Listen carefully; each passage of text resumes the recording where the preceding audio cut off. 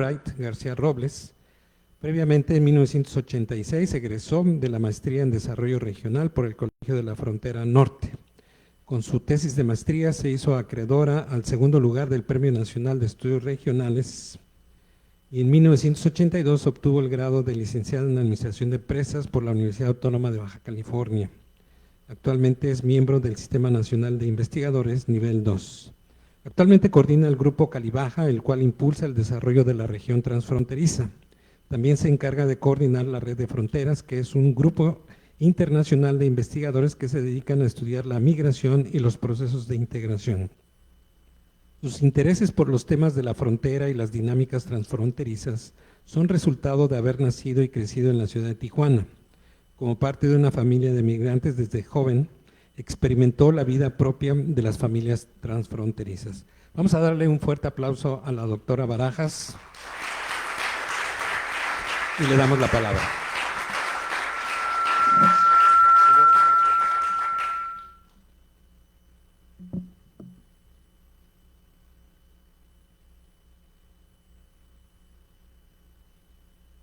Pues buenos días a todos ustedes. Gracias por estar esta mañana por aquí y muchas gracias a los organizadores del evento, este evento tan importante, de esta asociación tan importante, para pues invitarnos a compartir con ustedes algunas ideas. Y bueno, si bien es cierto el objetivo de esta reunión que hoy los convoca es analizar los procesos migratorios, yo no les voy a hablar tanto en sí de la migración, pero sí del contexto en el que se desarrolla estos procesos migratorios. Considero que una vez entendiendo o que es fundamental conocer ese contexto para poder realmente entender y proponer algunas soluciones que la verdad se ven difíciles en este momento. Por eso yo he llamado esto mi presentación Más allá de Trump, ante un nuevo orden internacional y sus implicaciones para América Latina. Y digo más allá de Trump porque pareciera que ahorita mucho del enfoque está precisamente en lo que está haciendo este mandatario, pero en realidad hay un proceso, hay una historia que va acompañando particularmente a Estados Unidos como ese hegemón que fue posterior a la Segunda Guerra Mundial y que hoy estamos ante la emergencia de nuevos jugadores como es el caso de China. Entonces, yo quiero platicarles o hablarles un poquito de cómo esas acciones que ha tomado este presidente en términos tanto económicos como migratorios, de alguna manera son respuesta a esa pérdida de hegemonía que ellos están experimentando y que buscan de alguna manera recuperarla con una serie de medidas que ya lo iremos viendo. Y cómo además en este contexto pues surge un nuevo jugador que es China. Seguramente ustedes como especialistas o como estudiosos de las relaciones internacionales pues saben que la emergencia de este país, de esta economía tan poderosa, pues va a cambiar el mundo y seguramente tendrá un impacto en el ámbito migratorio. Y también me interesa mucho platicarles un poco cómo hemos visto el involucramiento de los países de América Latina. Este año pasado tuve la oportunidad de trabajar un texto sobre el control, precisamente, y revisar las experiencias que se han dado en estos países y bueno, solamente platicaremos algunas cosas sobre ello. Entonces aquí esta es un poco la organización de la presentación y vamos a plantearlo. Primero, creo que es muy importante que recordemos que este proceso de globalización trajo o ha sido responsable de dos grandes procesos, ¿sí? De dos grandes fenómenos. Uno, que es una libertad que encontraron tanto el capital como las mercancías para poder, a través de lo que se ha conocido como el neoliberalismo económico, que en la práctica ha significado mucho mercado y poco Estado, ¿sí? Y que a través de proyectos de integración como la Unión Europea, como el TME, como Mercosur, como UNASUR, pues ha facilitado este proceso. En tanto, otro de los fenómenos que han resultado precisamente también de este fenómeno de este proceso de globalización, pues es ya la restricción a la libre movilidad de personas, como pues a través del control, a través de la criminalización, sobre todo de los procesos migratorios, no solamente en los países de destino, sino en los países de tránsito. Seguramente es esto algo que han visto con mucho detenimiento, pero que es importante tenerlos muy en claro. Libre movilidad del capital y de las mercancías, restricción hacia la movilidad de las personas, cuando los procesos, como los vamos a ver ahorita, de alguna manera, lo que ha sucedido alrededor de esta globalización, pues es finalmente el haber arrojado a muchas de las personas fuera de los mercados de trabajo. Entonces, esto es como una especie de línea de tiempo. Yo hablo de los efectos que generó la globalización y el neoliberalismo económico, y que tiene que ver primeramente con este proceso que se dio en la década de los 70s, que fue el desarrollo de las tecnologías de la información y la comunicación. Para mí ese es un momento central en el cambio de ese modelo de crecimiento en el mundo, de crecimiento económico, porque permite precisamente, permite el desarrollo de la tecnología y también permite una nueva organización de la producción global.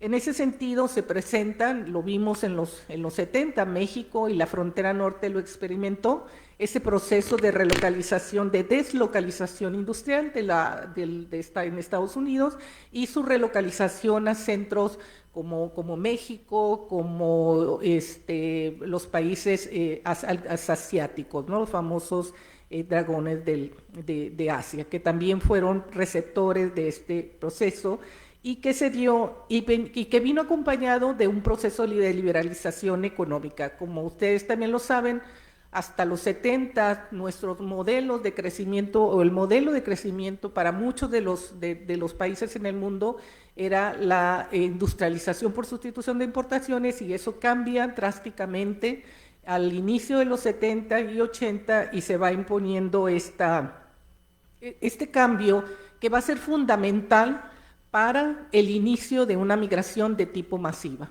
¿sí? ¿Por qué? Porque se empieza a generar, por un lado, una integración industrial y agroindustrial en economías desarrolladas, pero a través de este concepto de redes globales de producción. Es decir, llevar a los países menos desarrollados la parte del proceso productivo que es menos, que tiene menos valor agregado, y luego regresarlo a los países para con esto mantener sus tasas de ganancia, que es un elemento fundamental.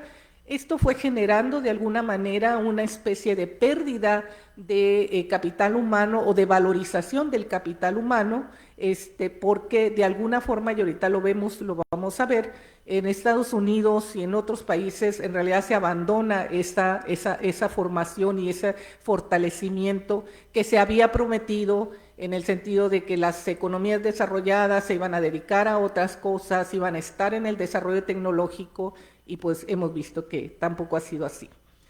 Esto entonces genera una desindustrialización en nuestros propios países, pero también en el campo, al generarse estas redes agroindustriales. O sea, es un proceso que no solamente la globalización afecta no va a afectar nada más al sector industrial, sino también al sector agrícola. Y tiene un colorario que es poca inversión estatal, abandono de la educación y la innovación y desarrollo, y no transferencia, no transferencia de ingresos a la población. Pero luego es importante también, con este contexto que les acabo de mencionar, revisar o analizar un poquito de dónde viene, o sea, cuáles han sido las políticas, pensando Estados Unidos como el principal receptor de la migración, pero ojo, no nada más, o sea, Europa vivió, sobre todo en los años pasados, un proceso de migratorio muy fuerte, lo sigue viviendo ahora con un cambio pues no positivo hacia la migración.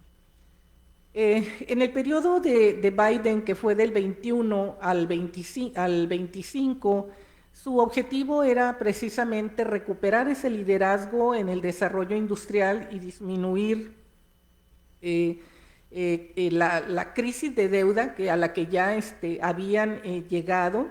Y en el 22 lanza un proyecto muy importante que fue llamado Chips and Science Act, que tenía como objetivo, antes que generar el fortalecimiento de la fuerza de trabajo para con esto, de alguna manera, atraer a nuevos segmentos de producción que pudieran ser alternativas tanto de empleo para la población como de generación de valor agregado. Sin embargo, y para ello le asignan una cantidad impresionante de 52,000 millones de dólares, sin embargo, este proyecto queda trunco cuando él sale y prácticamente no es recuperado por su sucesor. De tal forma que tenemos que en el 24 Estados Unidos llega con un déficit fiscal muy fuerte, casi de 2 billones de dólares, que en este caso es financiado fundamentalmente por esta deuda externa, en donde Japón y China pues van a ser sus principales tenedores.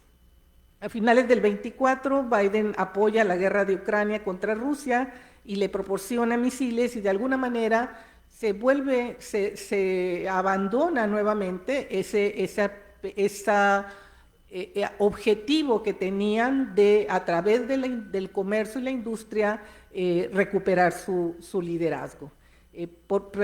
Sin embargo, bueno, promete resolver la inmigración irregular de 11 millones, más de 11 millones de personas que estaban en Estados Unidos, y de alguna manera toma algunas medidas importantes. Sin embargo, pues nunca puede llegar a generar una ley que le permita esa regularización que hubiera sido deseable en los Estados Unidos.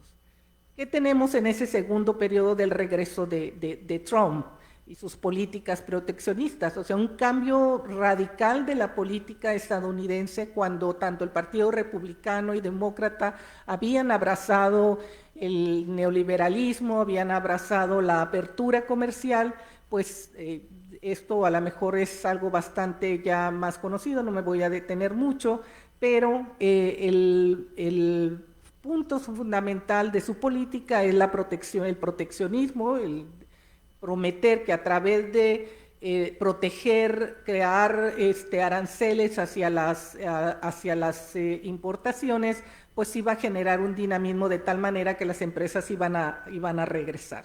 Sin embargo, continúa participando o sosteniendo guerras como la de Ucrania, y ahora lo vemos apoyando a Israel en caso de Gaza, pero fundamentalmente hay un proceso de criminalización de la migración con deportaciones masivas. Seguramente estos días lo pudieron ver, pudieron hablar de lo que ha significado, pero lo más dramático podría ser cómo utiliza esta narrativa de vincular la migración con el crimen organizado, planteando además amenaza de invasión, que podríamos decir que es uno de los elementos que pareciera que no es importante o que pudiera ser nada más una retórica, pero que hoy estamos viendo que tiene un sentido pues real, ¿no?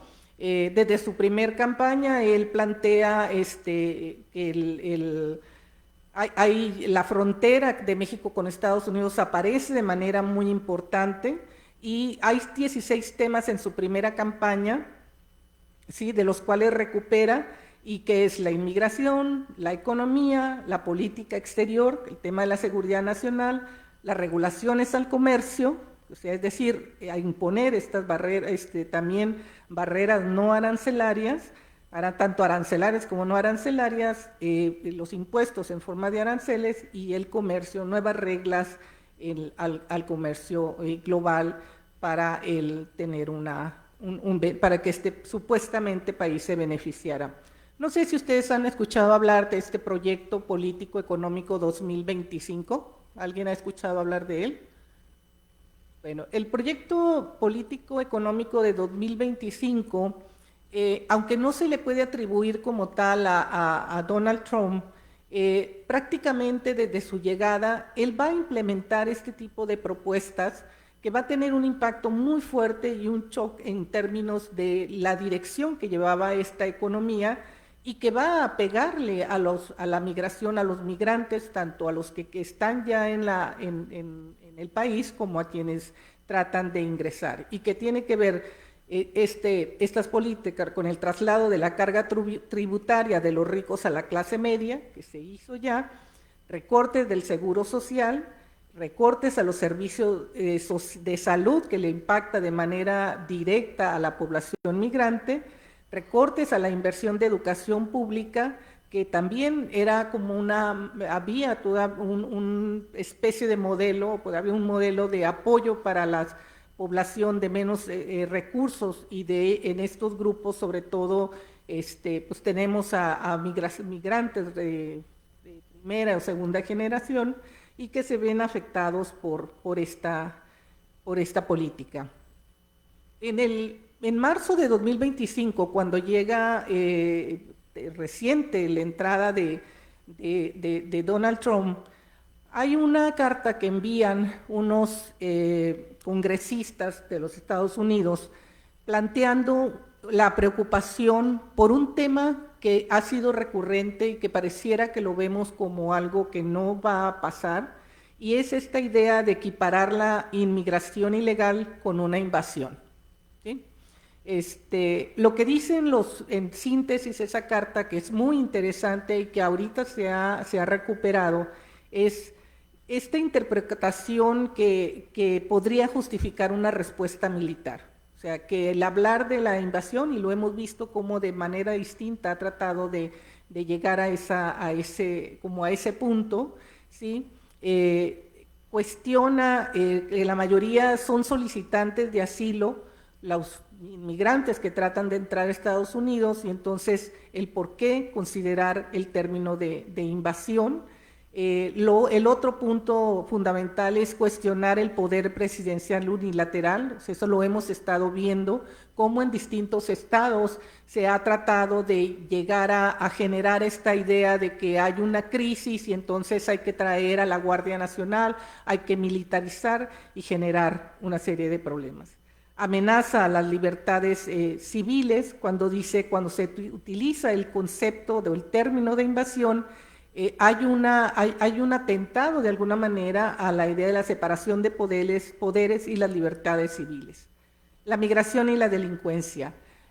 También ellos en esa carta señalan que en realidad no hay evidencia que relacione el aumento de migración con el incremento de la delincuencia, y que históricamente han sido condenados menos población inmigrante que ciudadanos estadounidenses, y incluso en términos del encarcelamiento. Entonces, le llaman de alguna manera a tratar hacen un llamado para de alguna forma terminar con esa visión.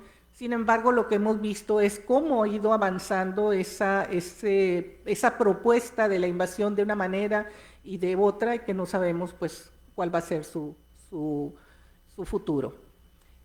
Aquí entonces llegamos un poco a cuáles son estos antecedentes del actual orden económico internacional, y es interesante recuperar cómo con el gobierno de George Bush se refería a la necesidad de encontrar un nuevo orden que se caracterizaría por generar un verdadero Estado de Derecho, es decir, terminar con las guerras, tener un reconocimiento sobre la responsabilidad compartida, decía, con la libertad y justicia.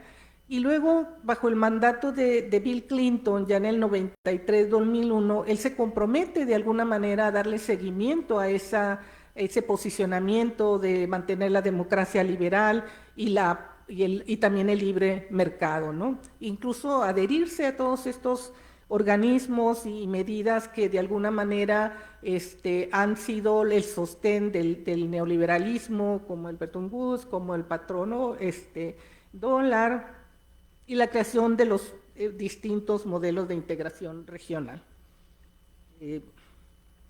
Tratar de irme más rápido.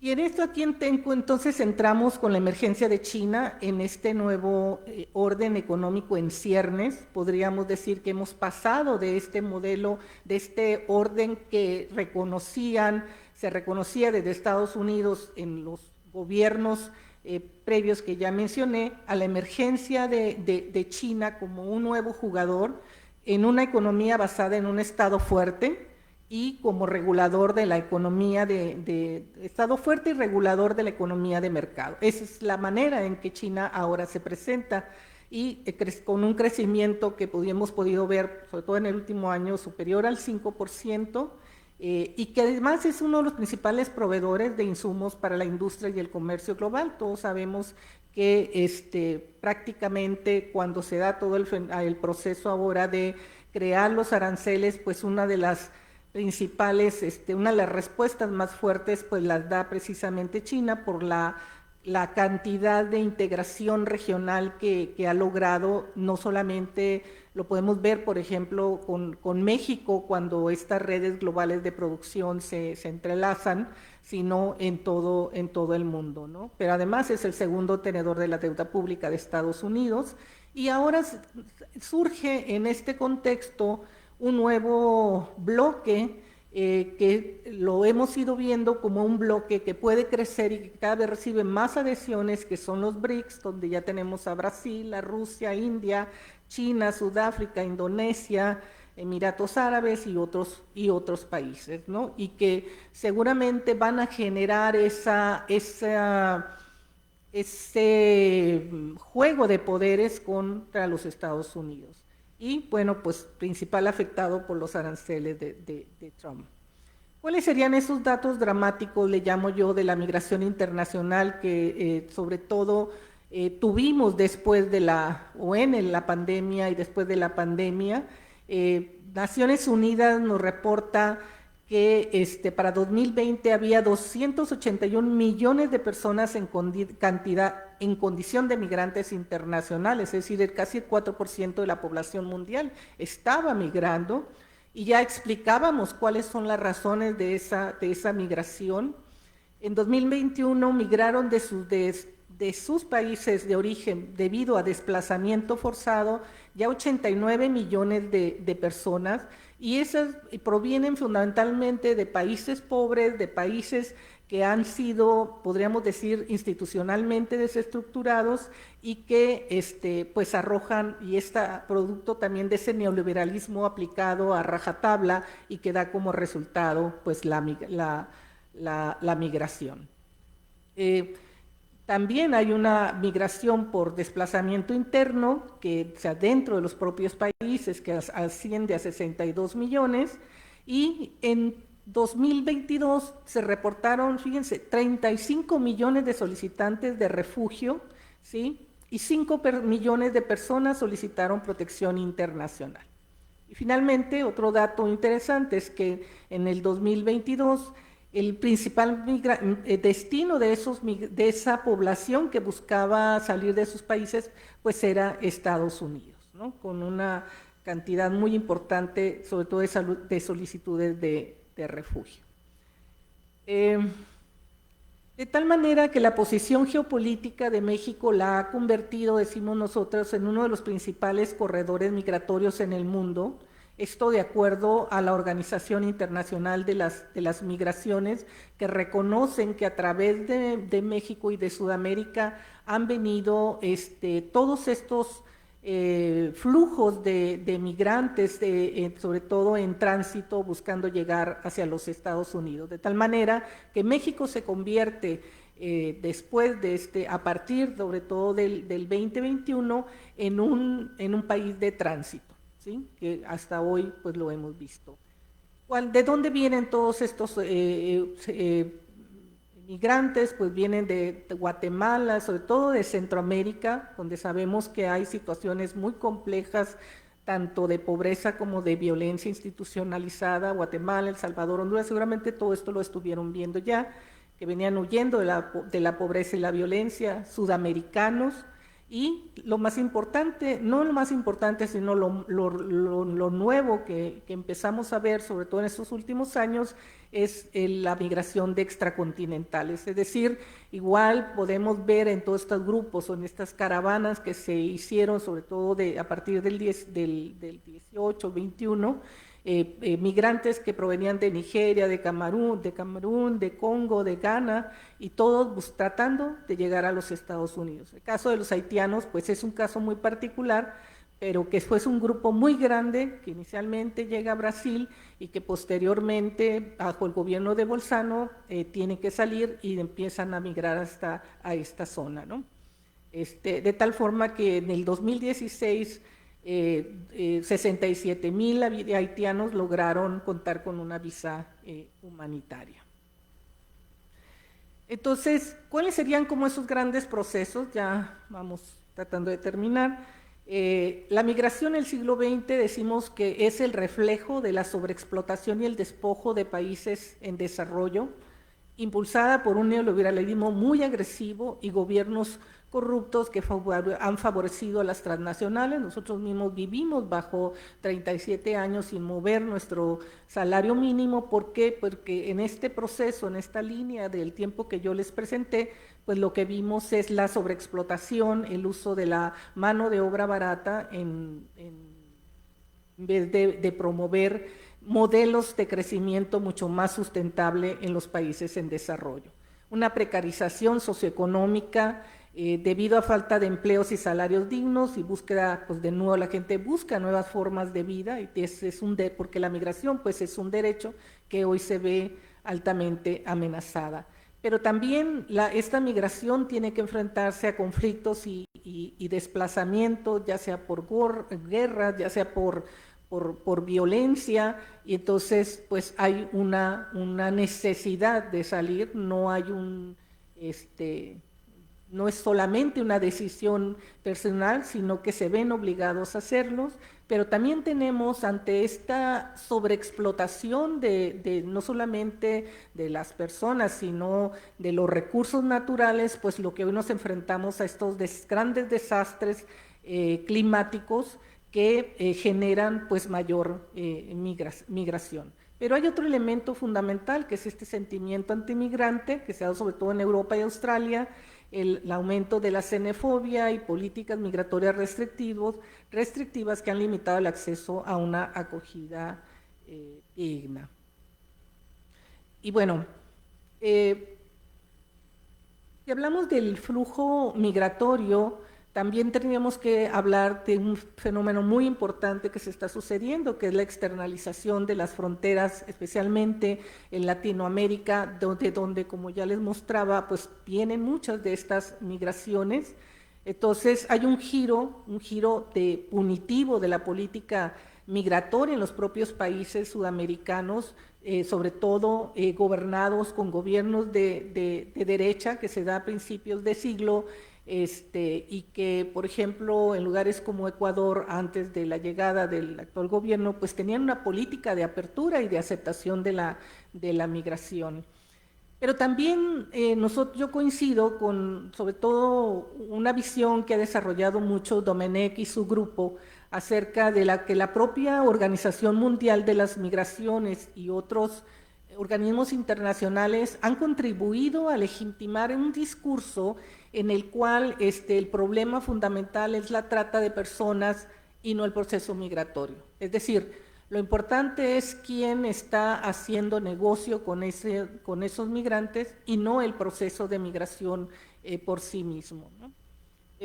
Por otro lado, hay un fuerte flujo, esto ya lo sabemos, de la frontera sur de México hasta la frontera norte, y en este caso, pues que se ha cruzado con el tema del narcotráfico, muy utilizado por el gobierno estadounidense, sobre todo generando pues una tensión importante, que a México le ha afectado de otras maneras, porque hoy la migración, pues también ustedes lo deben de saber, tiene impactos en otras áreas, como es en este caso la relación comercial, y pues la cooperación bilateral, que se ve afectado por ese fenómeno, por esa idea o ese deseo de los Estados Unidos y su gobierno de imponer una visión y una forma en el gobierno mexicano de tratamiento hacia la migración. Y bueno, los Estados Unidos exigen a México un mayor esfuerzo, eso lo sabemos, para contener particularmente la migración en la frontera sur. Entonces, pero hay también un elemento muy interesante que ha traído esta migración y son los nuevos dispositivos de control fronterizo. Decimos, en un momento en el que estamos viendo un cambio en estos modelos, ¿sí?, que va dirigidos a endurecer los controles y la movilidad de las personas, y que también pues que se ha facilitado de alguna manera para quienes lo promueven por la existencia siempre de la amenaza del narcotráfico, y de que el narcotráfico utiliza a los migrantes para introducir sus productos. Hoy tenemos un incremento, un crecimiento muy importante del uso de los dispositivos electrónicos, ¿sí?, que tratan de tener un escrutinio pero sobre todo para generar una selección del migrante, es decir, y que está basado en esta idea de la securitización y la criminalización, es decir, cuáles de los migrantes, o sea, a través de estos dispositivos, estos países, sobre todo países desarrollados y Estados Unidos en particular, puede decidir qué migrantes son aceptables y cuáles no son aceptables, cuáles no le aportan algo a los Estados Unidos, lo que sabemos que es algo pues totalmente subjetivo, ¿sí? Y decimos que, bueno, pero por otro lado, pues se han creado programas de exclusión y aceptación selectiva, es decir, a la vez que están todos estos dispositivos para impedir y para generar un escrutinio muy fuerte, pues es también la idea de que, bueno, vamos a hacer algunos programas, como los programas temporales de trabajo, el retorno asistido voluntario, políticas de visado restrictivo, controles biométricos, que eso incluso trasciende al migrante como tal. Y si ustedes viajan, por ejemplo, fuera del país, van a encontrar que muchos de estos dispositivos se nos aplican independientemente de que seas un migrante, lo cual te hace aparecer como un migrante en potencia. Y bueno, decimos que América Latina entonces, a partir de todo lo anterior, no escapa de lo que se puede llamar un régimen de control fronterizo global, del cual Brown nos habla, y que es precisamente un modelo en el cual es necesario regular quién reúne las características necesarias para ser aceptado y a quién se le debe de excluir. Y finalmente, con esto quiero terminar, este cambio en el enfoque de los controles fronterizos va acompañado de otras medidas que se van tomando en nuestros propios países, que es el endurecimiento de los controles fronterizos, una mayor utilización de dispositivos electrónicos que antes no se tenían, estos programas de exclusión que ya mencioné, y bueno, al final creo que el tema fundamental, el punto fundamental al que arribamos y al que nos enfrentamos es un régimen de control fronterizo global que trata de poner en práctica los mismos elementos en todo el mundo y que hace mucho más complejo plantear soluciones al problema migratorio, el cual, insisto, se mueve y se va a mover en estos cambios que se están dando en el orden económico internacional y que tiene, pues que va a tener muy impactos tanto positivos como negativos. Pues muchas gracias.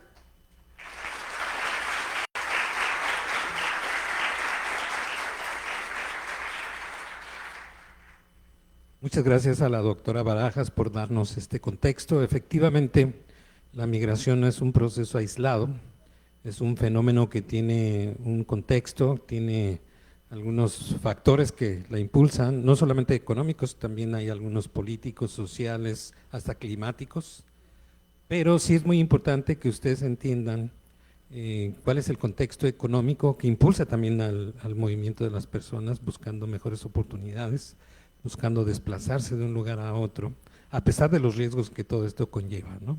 Y efectivamente, como lo menciona la doctora Barajas, pues el problema en Estados Unidos es que se están aplicando medidas altamente restrictivas y están relacionando a la migración con el crimen organizado internacional, y eso obviamente afecta a las personas que tienen este interés de trasladarse de un lugar a otro.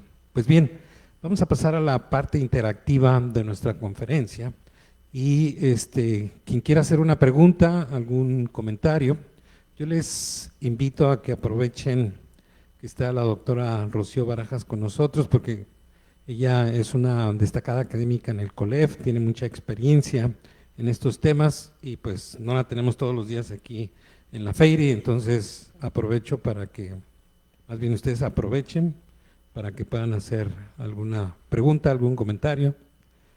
A ver, adelante Sebastián, por favor, por ahí tenemos un micrófono.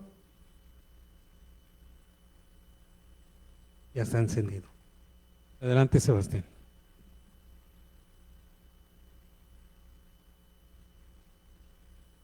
Gracias, doctora. Pues bueno, muy amable por su interesante ponencia y pensamiento acerca de estos temas que son tan relevantes para la academia y por supuesto para las relaciones internacionales. Yo quería preguntar, desde su visión, ¿cuál es el papel que debe jugar Latinoamérica en medio de estas tensiones entre China y Estados Unidos por el liderazgo mundial? Por supuesto, entendiendo la interiorización propia de cada uno de los países, ¿no? Quizás México un poco más dependiente de Estados Unidos, una Argentina que en los últimos años se ha venido acercando en gran manera a los Estados Unidos, quizás un Colombia que ha generado una ruptura importante en los últimos años y precisamente se ha acercado a China. Y sobre todo me quedo con esto de China porque realmente soy defensor de que cada uno de los fenómenos se ven pensar y se deben analizar de manera integral.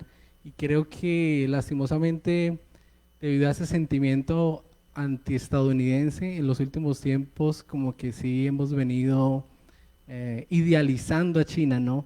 Y en las últimas investigaciones que he visto a partir de esa relación que se tiene de China con Latinoamérica, me he dado cuenta que, por ejemplo, casi el 80% de la relación que se tiene de Latinoamérica con China es una relación para la obtención de materias primas por parte de los chinos y que rara o casi nunca vez se obtiene tecnología para Latinoamérica.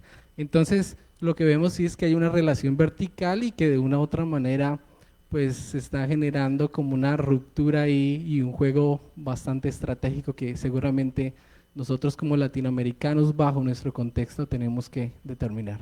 Gracias. Muchas gracias, Sebastián. ¿Podemos tomar otra pregunta y contestarla en conjunto? Si hay otra pregunta por ahí, por favor. Adelante, por favor.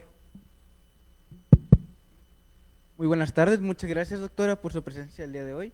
Mi nombre es Jorge, soy estudiante de sexto semestre de Relaciones Internacionales. Principalmente mi pregunta es más que nada acerca de la toma de este nuevo actor importante dentro de Estados Unidos para la regulación migratoria que es el ICE, con las medidas que ha tenido, que más que nada cuestionables en temas de derechos humanos y sobre todo sobre la preservación de lo que viene siendo el estatus migratorio dentro de estas personas, que muchas de ellas están buscando su regularización dentro del país de manera legal y constante dentro de las mismas oficinas que se permiten dentro de Estados Unidos. Mi pregunta o cuestión más que nada es, este nuevo actor como tal, ICE, que ha tomado relevancia, ¿podría generar un cambio generacional para la pérdida de lo que venía conociéndose como el sueño americano? Es más, ¿se vería un cambio generacional hacia otro tipo de países para migración? Por ejemplo, algún tipo europeo, o más que nada algún latinoamericano que vaya ascendiendo, por ejemplo, Brasil o México en su momento.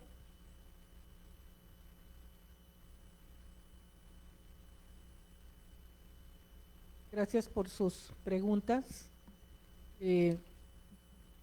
Respecto a la primera pregunta que se hace, yo cuando hablabas estaba pensando en que regularmente, o sea, ahorita planteas el tema China, ¿no? Pero lo mismo pasa con Estados Unidos, ¿no? O sea, nunca fuimos receptores de tecnología, pero y también fuimos pues utilizados en también materias primas y bueno, ahora estos bienes intermedios de valor bajo. Y yo creo que hay una gran responsabilidad de los propios países y sus gobiernos por generar formas o modelos de desarrollo mucho más sustentable. Y yo hablaba precisamente en el caso, por ejemplo, de Corea y Singapur, de los países asiáticos.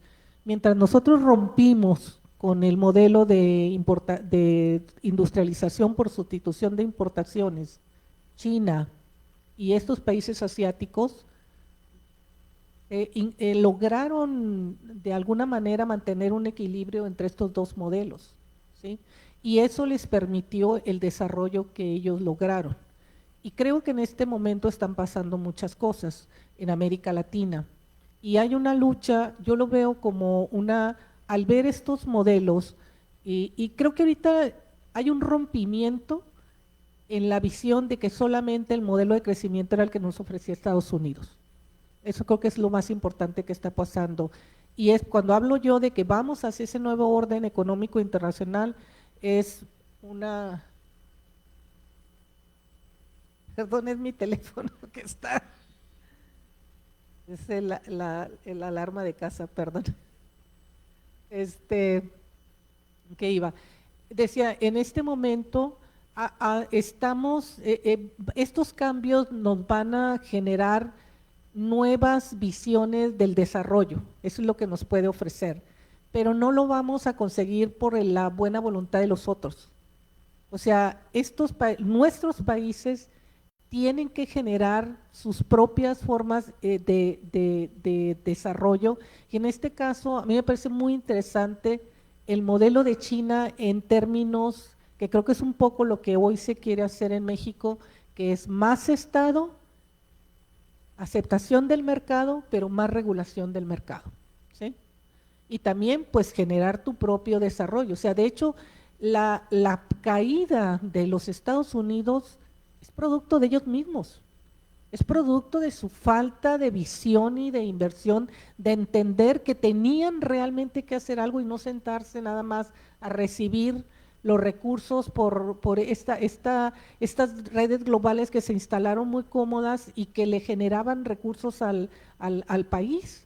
Pero tú te encontraste con una descapitalización, podríamos decir, en términos de la formación de los recursos humanos, de la falta de entendimiento de la llegada de la inteligencia artificial, que hoy vemos a China que está de alguna manera sobrepasando a los Estados Unidos, porque no fue capaz Estados Unidos de mirar, o sea, creó guetos de generación de conocimiento tecnológico, pero no tuvo la capacidad de impulsarlo hacia sus centros educativos, a través de mayor educación, a través de mayores recursos. ¿Por qué? Porque también fue endureciendo un poco esa visión o sea, era el principal promotor del liberalismo y era el principal promotor de un Estado muy limitado, ¿sí?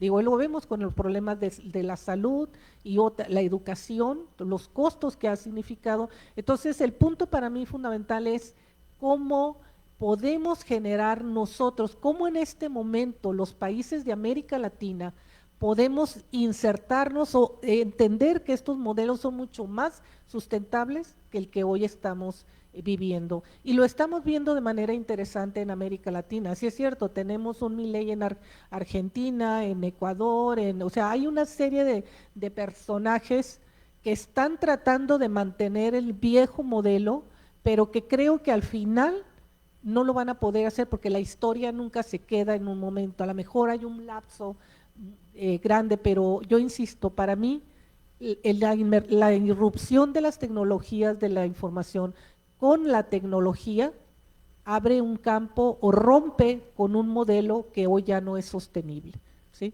Entonces, eso por un lado. Entonces, insisto, es un tema de el propio desarrollo que se puedan plantear la llegada de gobiernos de izquierda, aunque no nos guste la idea de centro-izquierda, que puedan tener una visión distinta a la que hoy se tiene para insertarse en este mundo y generar, sobre todo porque además tenemos una responsabilidad con el ambiente, nos estamos acabando este mundo, este planeta, ¿sí? Y creo que va a ser muy importante porque todos lo estamos sufriendo. Los que viven aquí, ustedes tuvieron estos últimos años en Baja California, o sea, y las lluvias que se tienen en otros lugares, hay cambios que son fundamentales y que, bueno, insisto, en este nuevo recambio que yo sí veo, creo que se puede dar la oportunidad de avanzar hacia un modelo más sustentable, es lo que pienso. Y con respecto a ICE, pues es que ICE es parte de esos dispositivos, ¿sí? De ese modelo de generar un caos. Cuando presentaba yo lo que hicieron, busquen cuando puedan esa carta de los legisladores que le mandan a Trump, porque precisamente es lo que están diciendo. O sea, ellos están alertando hacia una política muy dictatorial, hacia una política muy de control sobre y además, bueno, la idea de que la migración es su problema, cuando todos sabemos que no es así. O sea, la migración no es la que generó la crisis. Por eso me importaba mucho presentarles esto, porque luego nos vamos un poco con la idea y no entendemos que lo que está haciendo Estados Unidos es por lo que no pudo hacer. Por lo que no, a pesar de que había un planteamiento recientemente, recientemente el gobierno estamos hablando de lo que ha pasado en los últimos 20 años de este siglo, del siglo XXI, donde se han dado estos grandes cambios, ¿no? Entonces, creo que obviamente el ICE, pero además el ICE está ahorita mezclado con todos estos especies de paramilitares que se están consiguiendo y que están yendo y arrasando, y que son parte de ese cambio de control global que se está dando, ¿no? Bueno, que no, afortunadamente en Europa es otra historia, pero igual, pues la migración también tiene sus dispositivos ya, o sea, ya también ha cambiado para el control. Y realmente el problema es que si no hacemos algo por nuestros países, este problema no lo vamos a poder resolver. Por eso no está tan mal esa idea de que pues, los países tienen que entrar a resolver las causas de su pobreza y de su falta de desarrollo, ¿no? Porque si no, yo creo que la migración pues va a seguir ahí y va a seguir manteniéndose un modelo de control a través de organismos como el que ya vimos con la Organización Mundial de las Migraciones, que sí pueden hacer cosas, pero en realidad están gestionando, no están resolviendo. Están hechas para gestionar, para contener, no para resolver. ¿Sí? Muchas gracias. ¿Alguien más que quiera aprovechar la oportunidad de participar? Adelante, por favor, doctora Adriana.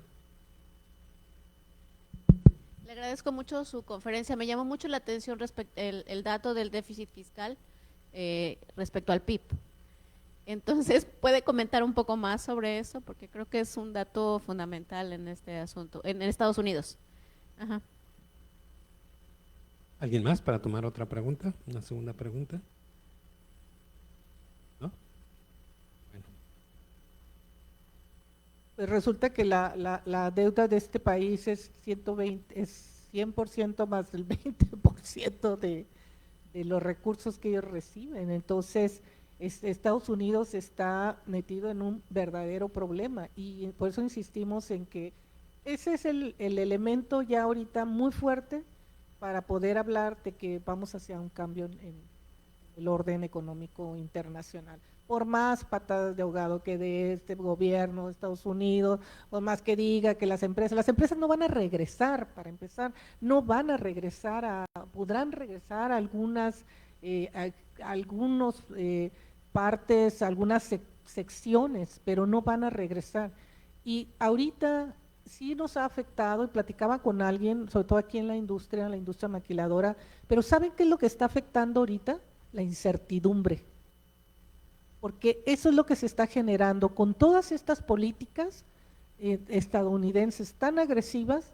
Lo único que se está generando es una gran incertidumbre, se está actuando en contra de su propio beneficio, porque la gente, los empresarios, pues proyectan hacia 5 o 10 años, y ellos dicen, bueno, pues ¿qué va a pasar en 4 años? ¿Qué pasa si yo me regreso? Además, otra cosa, se generaron capacidades, que eso va vinculado a esta idea de lo que podemos hacer, porque yo lo he estudiado mucho lo que es empezamos de hecho en el colegio estudiando lo que era la llamábamos en ese momento la industria maquiladora, y hoy con mucha certeza podemos decir que hay capacidades que son vitales para las empresas, para los grandes transnacionales.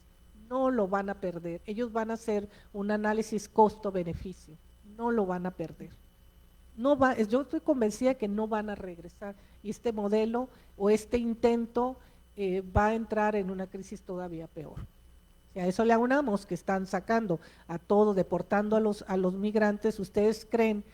¿La apuesta cuál es? Que cuando sacan a los migrantes del país, pues los blancos van a ir a trabajar en el campo, van a ir a trabajar en los mercados, pues lo hacen los estudiantes por cuestiones pues de sobrevivencia, pero no lo hace alguien que ha concluido sus estudios universitarios. Entonces, creo que hay un eufemismo muy fuerte que no va a ser sostenible, pero que a la vez también es una oportunidad para nosotros. O es un momento de salirnos de ese barco, porque efectivamente somos altamente dependientes, pero yo sí creo que México tiene que empezar a ver hacia otro lado. En el 15 yo escribía sobre el TTP, yo decía, México no debe salirse, y si se acerca China, puede ser geopolíticamente aprovechado para México, pero no lo hizo en ese momento, pero sí creo que va a tener que mirar sobre todo hacia América Latina. Bien, pues si ya no hay ninguna otra pregunta o algún comentario, vamos a cerrar esta conferencia magistral. Agradecemos a la doctora Barajas su tiempo, su presencia aquí. Esta es su casa, y los invitamos a ustedes a continuar con los trabajos de este congreso. Vamos a tener sesiones en la tarde, por si gustan acompañarnos, y pues también les agradecemos a todos ustedes por su presencia aquí y por prestar atención a la profesora en este tipo de temas. Muchas gracias y buenas tardes.